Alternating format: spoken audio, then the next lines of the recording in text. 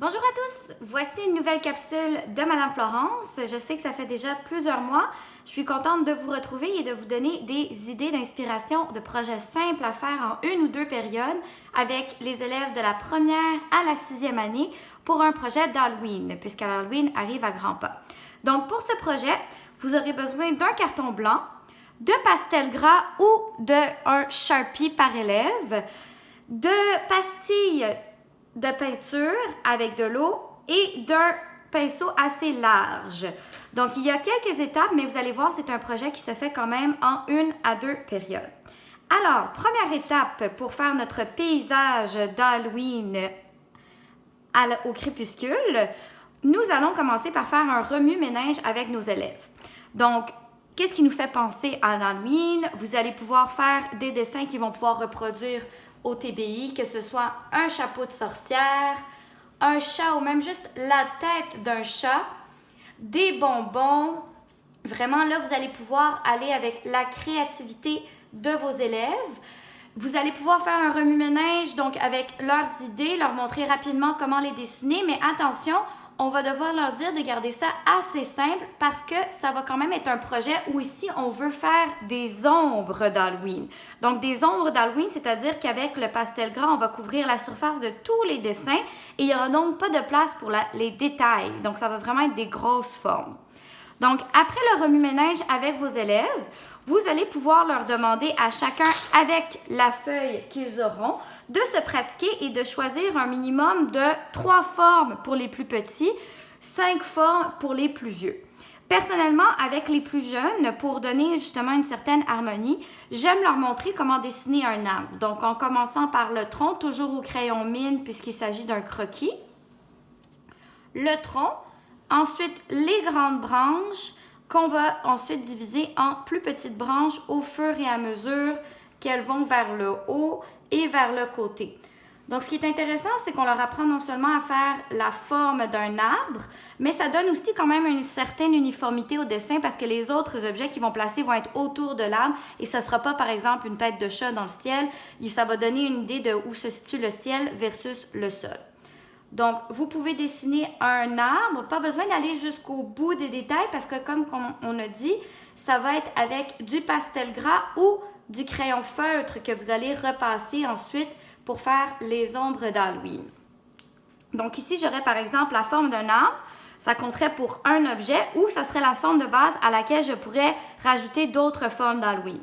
Donc, une forme qui fait penser à l'Halloween, je pourrais rajouter ensuite une demi-lune, une chauve-souris en faisant un cercle, 2 triangles pour les oreilles et ensuite la forme recourbée qui vient avec le corps rejoindre la tête.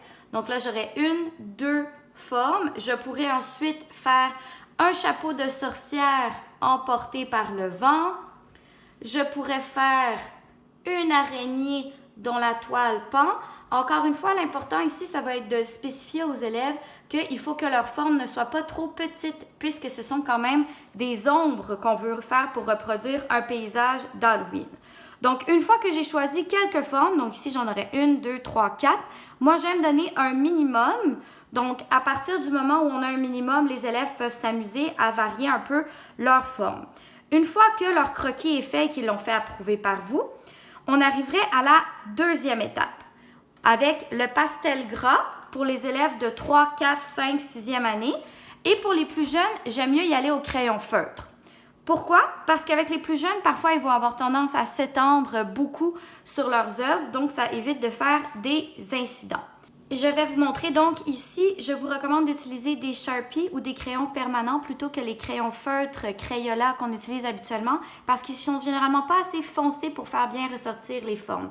Donc, comme d'habitude, on va commencer par le contour et ensuite l'intérieur des formes. Donc, ça, c'est ce que ça donnerait, par exemple, avec le Sharpie. Le contour, ensuite l'intérieur. Comme lorsqu'on fait du coloriage avec des crayons feutres habituellement. Ça va être la même technique qu'on va utiliser si on utilise du pastel gras. Donc, le contour, puis l'intérieur qu'on va remplir. Si jamais vous n'avez pas assez de Sharpie pour tous les élèves, mais vous avez par exemple du pastel gras, je vous recommande vraiment d'utiliser du pastel gras pour les plus vieux parce que c'est quand même un matériel qui est intéressant d'un point de vue des textures. Mais si vous avez aussi des Sharpies, vous pouvez utiliser des Sharpies. Donc ça, c'est le modèle, par exemple, avec le crayon feutre Sharpie. Si je prends une autre forme, par exemple, mon chapeau de sorcière, j'irai encore une fois par le côté. Ensuite, l'intérieur pour toute la forme. Donc, il se peut que je repasse, que ça dépasse, que j'ai besoin de réaffirmer mes lignes. Donc, c'est comme ça que je vais faire pour chacune des formes de mon dessin. La lune, le vent, l'araignée et l'intérieur de mon arbre. Alors, ici, je me suis permis de mettre une petite pause pour remplir l'ensemble de mes formes. Comme vous pouvez voir, le plus possible, il va falloir demander aux élèves de soulever leurs mains, d'avoir le moins de contact possible avec la feuille.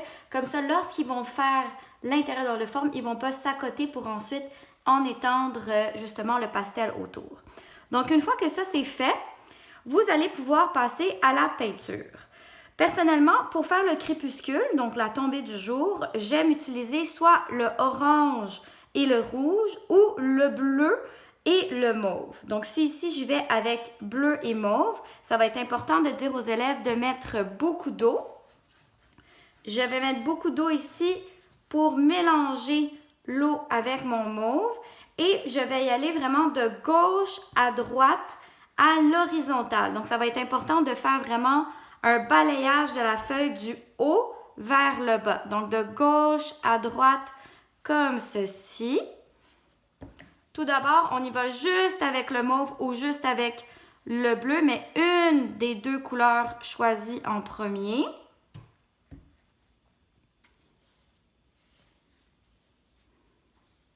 En balayant vraiment la feuille de gauche à droite.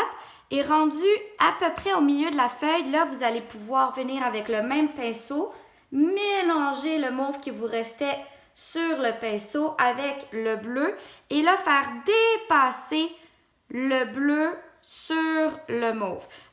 Ici, je tiens à vous faire remarquer que je n'ai pas pensé à mettre du papier ou une nappe sur ma table. Ça va être important pour protéger vos tables, bien que ce soit de la peinture à l'eau. Donc, moi, j'ai une table de bois, peinture à l'eau, un petit torchon, ça va être parfait. Mais je vous recommande de mettre, bien entendu, quelque chose pour protéger les bureaux de vos élèves. Donc, ici, vers la fin, je peux juste rajouter du bleu. Encore une fois, j'ai juste à faire le balayage de gauche à droite. C'est normal que mon papier soit très mouillé, mais c'est ce qui va permettre justement un beau mélange des couleurs, surtout au milieu de la feuille pour donner l'impression de crépuscule. Donc, ici, j'aurais pas mal terminé. Il va falloir bien entendu faire sécher nos feuilles. Si jamais le papier devient gondolé, comme ça peut arriver quand on utilise beaucoup d'eau dans certains projets, je vous conseille une fois que c'est bien sec de les mettre sous des dictionnaires pour vraiment faire en sorte que le papier soit bien droit et vous allez pouvoir les afficher. Si vous désirez faire l'autre crépuscule, donc l'autre couleur, je peux vous montrer aussi un test. Alors, dans le cas où vous ou vos élèves voudriez alterner le type de crépuscule, c'est-à-dire que ce soit un dégradé de bleu vers mauve ou de justement jaune vers orangé ou jaune vers le rose. Vous pouvez aussi représenter la même technique. Donc, je me suis permis de sauter les étapes, de faire les formes avec d'autres couleurs. Donc, si je prends ici mes pastilles et je prends par exemple un crépuscule que je ferai cette fois-ci de jaune à orangé. Je commencerai par mettre beaucoup d'eau dans mon jaune. Je peux partir du bas ou du haut, mais l'important, encore une fois, c'est de vraiment faire un balayage.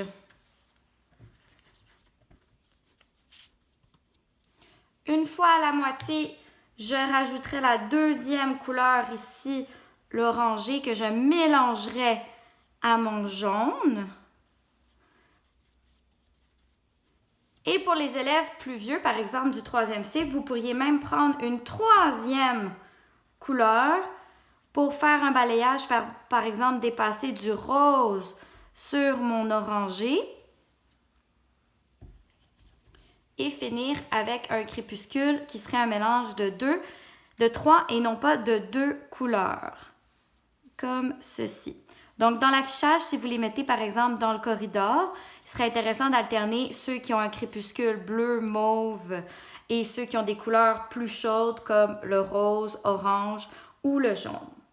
Alors voilà, ça nous donne des beaux paysages mystérieux d'automne et d'Halloween, soit avec des couleurs froides, soit avec des couleurs chaudes que vous pourrez afficher non seulement pour l'Halloween, mais aussi pour le mois de novembre, puisque ce sont des ombres qui font penser justement à des beaux crépuscules d'automne.